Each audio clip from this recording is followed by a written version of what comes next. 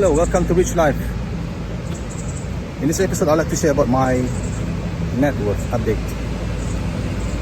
Well, I've accumulated a couple of assets. Number one is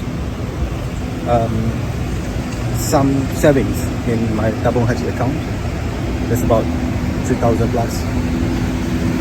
Secondly, in terms of my investment, I managed to invest around 611,000 in ASB, and then for retirement fund is around 664,000 in EPF.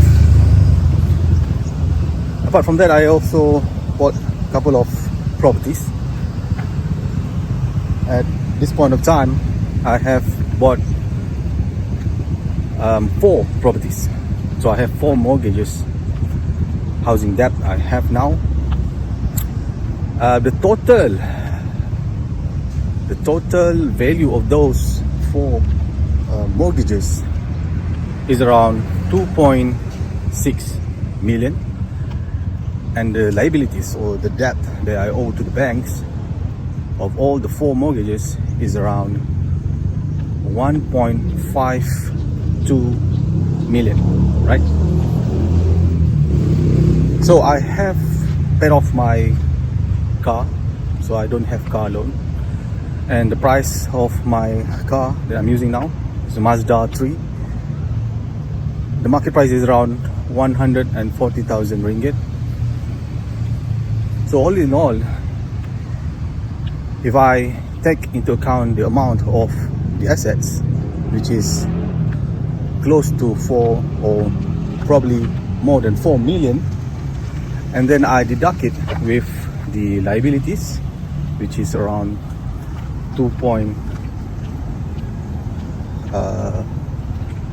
is around 1.523 million, that would give me about close to 2.5 million ringgit.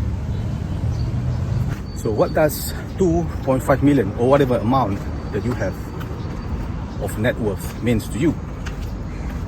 Well, it means a lot actually. Net worth is how much wealth that actually have. How rich are you?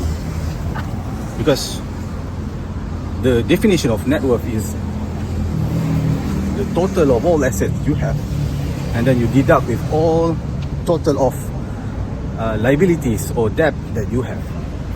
So if you have lots and lots of assets, millions of assets, but at the same time you still have liabilities to the banks, meaning you still owe those assets to the banks and or to other lenders, that means that your assets are still not fully optimized, or your assets are still belong to somebody else.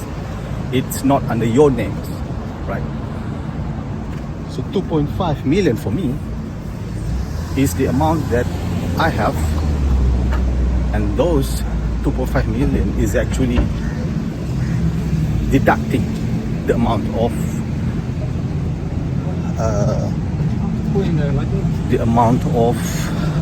debt. So don't be caught too much in terms of collecting or buying assets after assets after assets, because those assets doesn't matter much if you still have lots of liabilities to the banks, right? What you need to focus on is to acquire assets, and at the same time planning on how to reduce or how to pay the liabilities or debts, because what matters is the net worth. You know, somebody could have acquired lots of assets. Maybe he considered himself as a millionaire if he have the asset that he owned of millions in terms of numbers, but that's doesn't necessarily true, because what matters is the assets are actually free of liabilities, and that is becoming the powerful wealth building machine for someone. So what is the importance of this net worth when it comes to financial freedom? or the community that we used to know, to be aware of, like the FIRE movement or Financial Independence Retire Early. Well, to me, it means a way to look at your standing of your financial freedom. If your net worth is, for example, 1 million, right? Your net worth is 1 million, meaning to say all your assets, deduct all your liabilities, your debts to the banks, give you a nice figure of 1 million. So that 1 million, you divide the net worth of 1 million to your monthly expense. So let's say your monthly expense is 5,000 ringgit per month, right? So 1 million divided by 5,000 ringgit per month, that will give you how much? That will give you 200. So actually, you're already financially independent. You are already financially independent. Because why? Because if you have that net worth of 1 million, you put it inside investment fund like ASB or EPF. ASB or EPF will consistently, I would say consistently, give you around 5% and above. 5% and above every year. So the plot twist is actually, guess what? It's the sequence of return risk. Now over the period of, let's say, 7 years, of 10 years, each cycle of 7 years to 10 years, there will always be time when the market goes down, and there will always be time when the market goes back up, goes up and again. And that's where you control your expenditures. When the market is good, that's when the time you are able to take out more money from your portfolio. And the market goes bad, that's when you are required to be more frugal and to be more cautious in your expenditure. No, it's not that easy, when it comes to controlling your expenditure every month. But that's the strategy. That's the twist.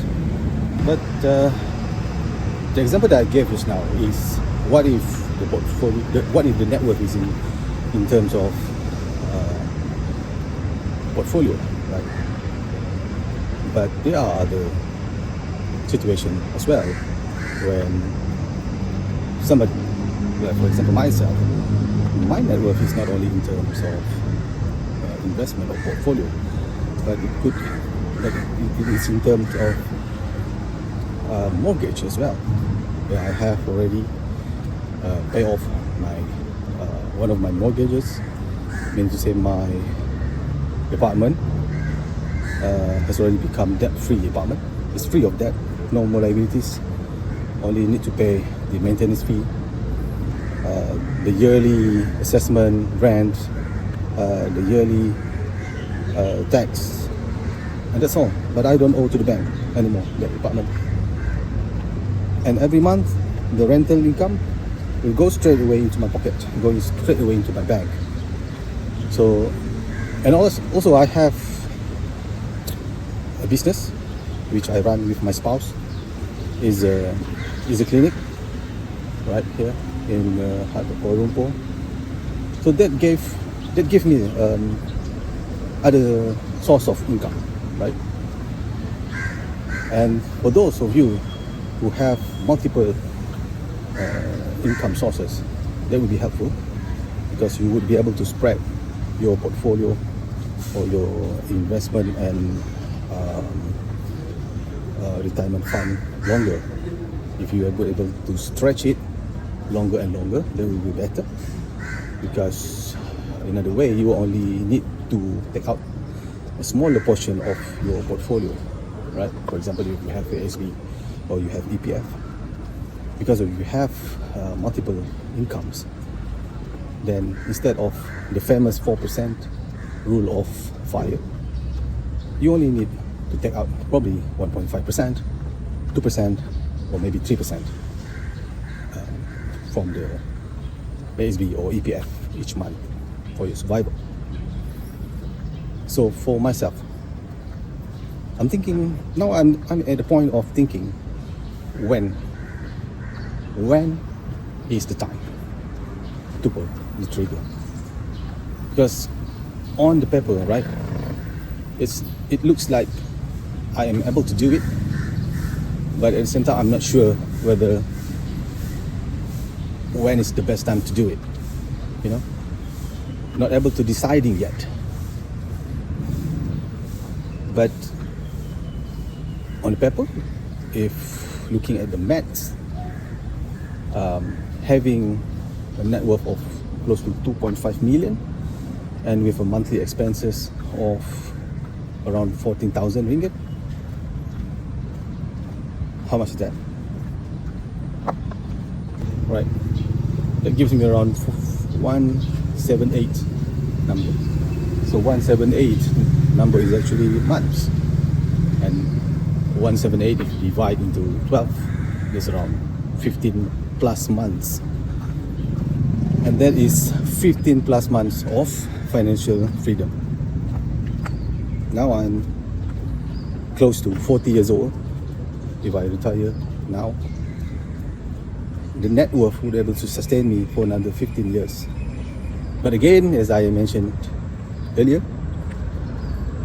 that is if I don't have any income. But if I have income, like my rent and my business, that would be able to stretch the ASB and EPF, the investment and retirement fund, even longer, more than 15 years. I hope you get the idea, right? I hope you get the idea on how to stretch further your investment and retirement fund. Do be open to go for venturing in business, have multiple mortgages, have multiple properties that will be able to give you monthly rental income, right? Do those things that will be able to stretch your fund further.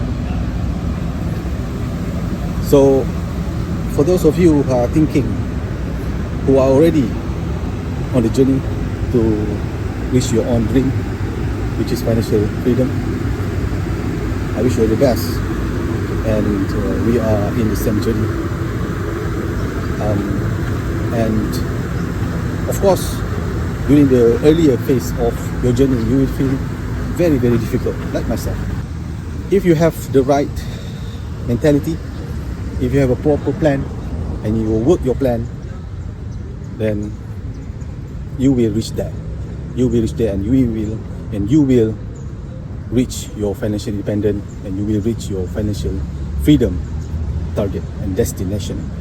So with that all, I think that's all for this video. I see you again in coming videos, and take care guys. Assalamualaikum and bye bye.